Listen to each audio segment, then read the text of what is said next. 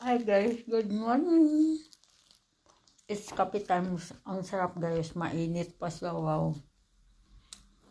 Hindi, may bisita kasi ako guys, kaya ang dami kong binili.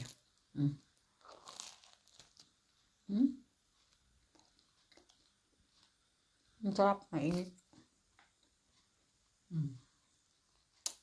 Kain tayo guys.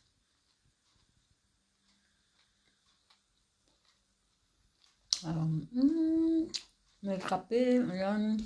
Ito yung nilagay ko ng, parang milk na. Ano nga yung tawag dito sa atin sa Pilipinas? Yung para sa kape. Ayan.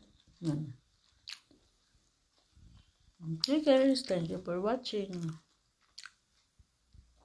Sarap talaga. Mainit-init.